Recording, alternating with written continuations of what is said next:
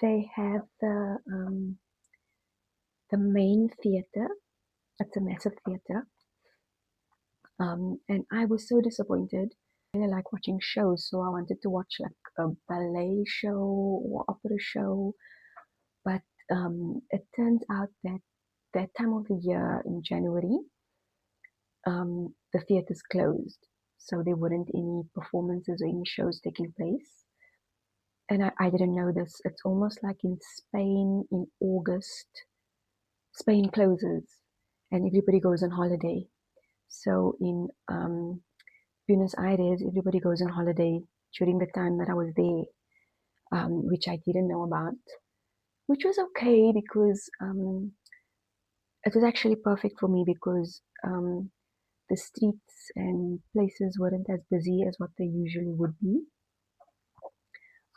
But I was disappointed that I didn't get to see a show. However, I did manage to get to see the theater because they have daily tours of the theater. They only have one English tour once a week, and I don't think I think I would have been away that time, so I ended up just booking a tour in Spanish, which was fine, even though I didn't understand anything that they were talking about. It was still a beautiful tour, and I got to take a lot of videos and pictures, and I got to see the whole theater. So I really recommend that. I think it was about $10 for the tour. And then they also have this one palace that overlooks the Congress building. And they do tours of that palace too, which I also recommend. It was about $18.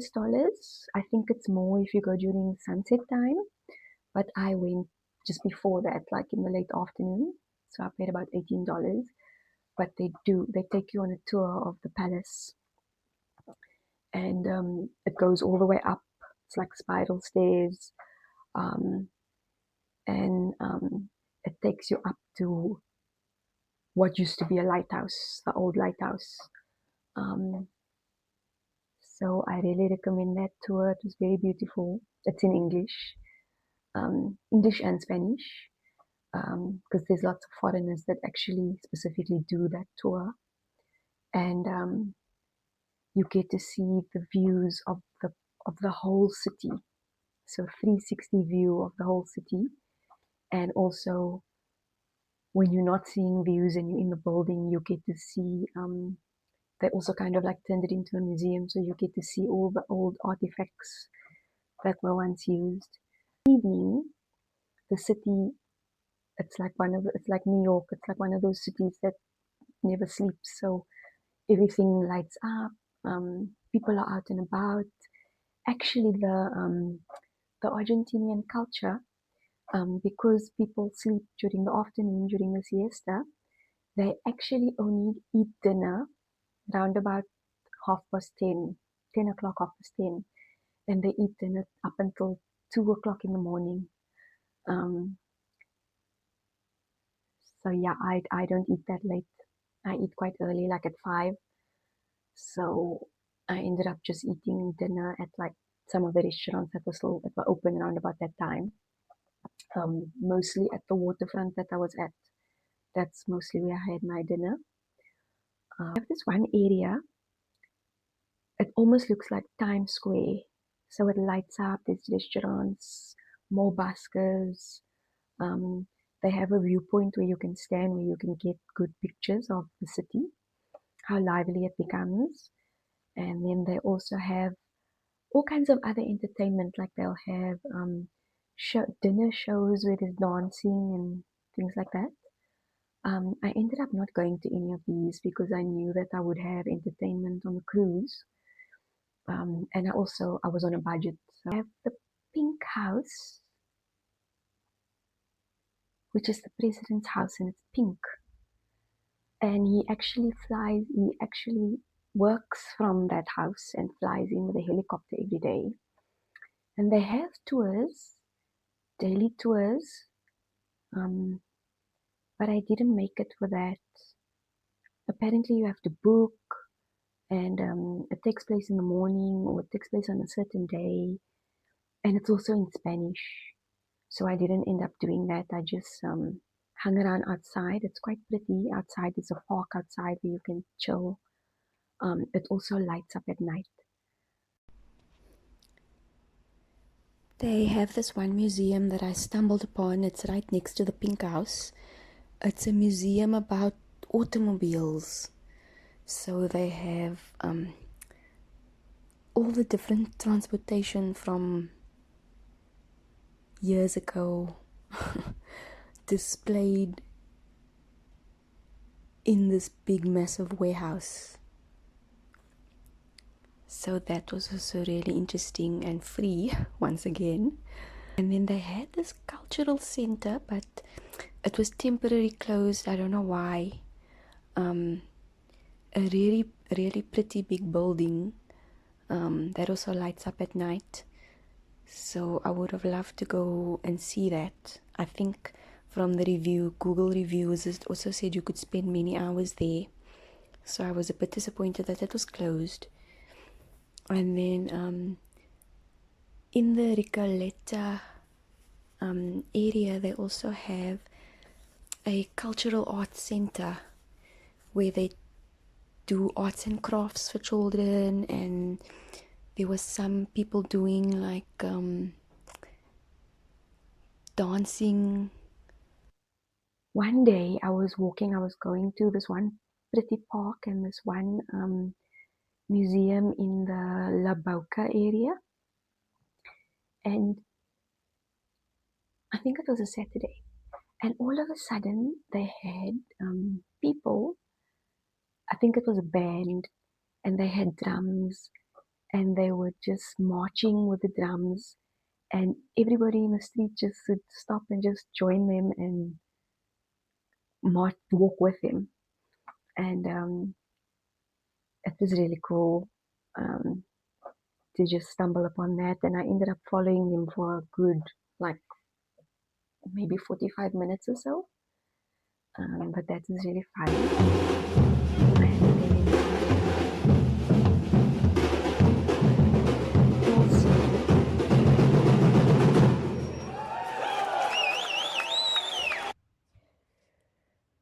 2 blocks down from my hotel is the oldest cafe in Buenos Aires called Cafe Tortoni. It was opened by a French immigrant, and famous artists and intellectuals like Albert Einstein used to hang out there. they have this one park that has a lake um, where you can, there's so many ducks, you can feed the ducks. And you can ride those, they little, like small little lake boats that take about 2 to 4 people, and you can pedal to ride the boats. And then they also have statues everywhere. So as you're walking in the street, you'll just like come across a statue of something. Um, Everything's in Spanish, so I really don't know what the statue's about or why they have it. They also have statues of little cartoon characters, which is really cute. And then